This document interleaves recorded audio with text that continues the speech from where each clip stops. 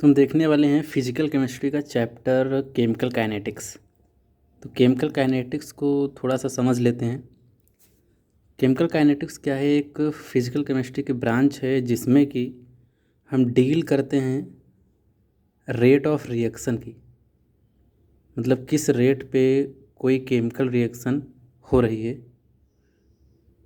चाहे मैकेनिज़्म जो उस केमिकल रिएक्शन में इन्वॉल्व हो रही हो, और केमिकल रिएक्शन के रेट को कौन कौन से फैक्टर्स इन्फ्लुएंस करते हैं, जैसे कंसंट्रेशन, टेम्परेचर, प्रेशर और कैटलिस्ट।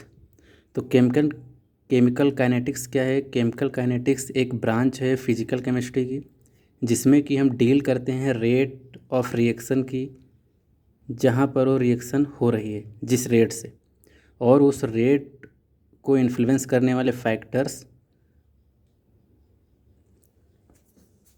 केमिकल रिएक्शन या केमिकल काइनेटिक्स में सबसे पहले हम बात करेंगे केमिकल रिएक्शन की और कौन कौन से टाइप्स हैं केमिकल रिएक्शन के।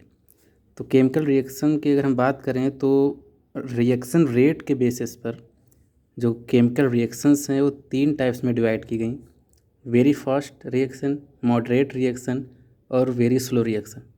वेरी फास्ट रिएक्शन जैसे कि कुछ आयनिक रिएक्शन होती हैं, इनमें आयन स्पीसीज इन्वॉल्व होती हैं और इनकी रेट को डिटरमाइन करना बहुत ही मुश्किल है। It is impossible to determine the rate of ionic reaction like very fast reaction.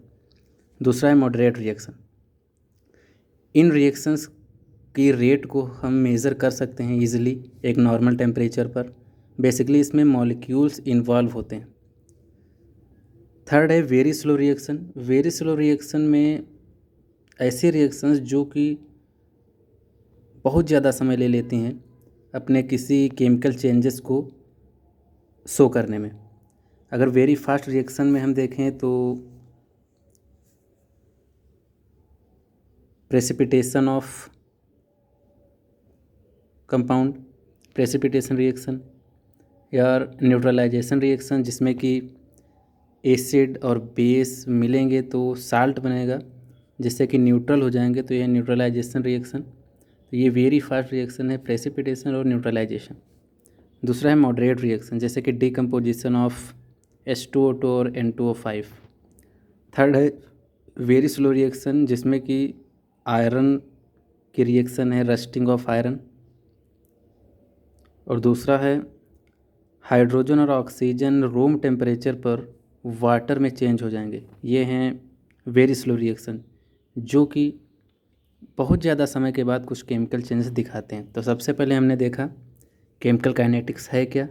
एक ब्रांच है फिजिकल केमिस्ट्री की जिसमें कि हम किसी केमिकल रिएक्शन के रेट के, उसके मैकेनिज़्म के, उनको इन्फ्लुएंस करने वाले फैक्टर्स के बारे में हम समझते हैं। तो केमिकल रिएक्शन रेट के बेसिस पर 3 टाइप्स में डिवाइड किया गया: वेरी फास्ट, मॉडरेट और स्लो। उनके कुछ एग्जांपल्स। फिर हम बात करेंगे रेट ऑफ रिएक्शन की। रिएक्शन किस रेट से हो रही है, इसको डिफ़ाइन कर सकते हैं कि इन पर यूनिट टाइम कितना चेंज हो रहा है कंसंट्रेशन में। पर यूनिट टाइम में उस रिएक्शन में जो सॉल्वेंट है या जो रिएक्टेंट है उसकी कंसंट्रेशन में कितना चेंज हो रहा है। जैसे मान लीजिए T1 टाइम पर जो कंसंट्रेशन थी वो x1 थी, और T2 टाइम पर कंसंट्रेशन x2 हुई डेल्टा T समय के बाद। तो जो इसकी रेट होगी वो पर यूनिट टाइम में कितना कंसंट्रेशन में चेंज हुआ, इसे हम dx/dt भी कह सकते हैं। dx जहाँ पर x2 माइनस x1, वहीं जो टाइम कितना लगा वो लास्ट वाला टाइम माइनस इनिशियल टाइम। तो ये है केमिकल रिएक्शन और उसके रेट ऑफ रिएक्शन को कैसे डिटरमाइन करेंगे। फिर हम बात करेंगे फैक्टर्स जो अफेक्ट करते हैं रेट ऑफ रिएक्शन को। फर्स्ट है नेचर ऑफ रिएक्टेंट। हम एक चीज़ समझ लेते हैं कि जैसे ही इनिशियल टाइम पर जब रिएक्शन स्टार्ट नहीं हुई है तो 0 टाइम पर जो रिएक्टेंट होगी उसकी कंसंट्रेशन तो होगी, लेकिन प्रोडक्ट की कंसंट्रेशन ज़ीरो होगी। क्यों? क्योंकि रिएक्शन स्टार्ट ही नहीं हुई है। लेकिन जैसे जैसे टाइम बढ़ता जाएगा, रिएक्टेंट की कंसंट्रेशन कम होती जाएगी और प्रोडक्ट बनता जाएगा। दूसरा इफ़ेक्ट ऑफ टेम्परेचर, तो टेम्परेचर भी रेट ऑफ रिएक्शन को इंक्रीज कर सकती है। मतलब रेट ऑफ रिएक्शन टेम्परेचर के साथ इंक्रीज होगा। बेसिकली देखा गया कि every 10 degree centigrade temperature increase होने पर जो रिएक्शन है उसकी रेट आलमोस्ट डबल हो जाती है। यहाँ से एक टर्म निकल के आया टेम्परेचर कोएफिशिएंट। टेम्परेचर कोएफिशिएंट क्या है? रेट कांस्टेंट का रेशियो जहाँ पर उनके टेम्परेचर में 10 डिग्री सेंटीग्रेड का डिफरेंस हो। थर्ड फैक्टर जो रेट ऑफ रिएक्शन को अफेक्ट करता है वह कंसंट्रेशन ऑफ रिएक्टेंट। जितनी ज़्यादा कंसंट्रेशन होगी रिएक्टेंट की, उतना ही ज़्यादा रेट ऑफ रिएक्शन होगी। नेक्स्ट है प्रेजेंस ऑफ कैटालिस्ट। कैटालिस्ट क्या करते हैं कि ये एक्टिवेशन एनर्जी को कम कर देते हैं, और हमें पता है कि जितनी एक्टिवेशन एनर्जी कम होगी उतना ही जल्दी प्रोडक्ट बनेगा। मतलब कैटालिस्ट एक्टिवेशन एनर्जी को कम करेंगे जिससे कि रेट ऑफ रिएक्शन इंक्रीज होगी। इस ग्राफ से हम समझ सकते हैं कि जब रिएक्टेंट नहीं था तब एक्टिवेशन एनर्जी कुछ यहाँ पे थी, यहाँ पर ये प्रोडक्ट में चेंज होना स्टार्ट हुई।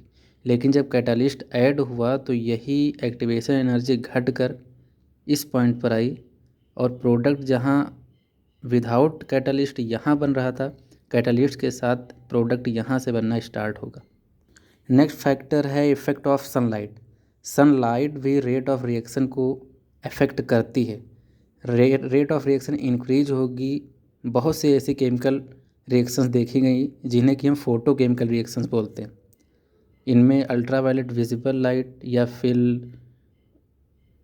विजिबल लाइट इन्वॉल्व होती है, जैसे कि photosynthesis, photography, blue printing, photochemical synthesis. तो ये सारे फैक्टर्स हैं जो रेट ऑफ रिएक्शन को इन्फ्लुएंस करते हैं, जैसे nature of reactant, effect of temperature, concentration of reactant, presence of catalyst and effect of sunlight.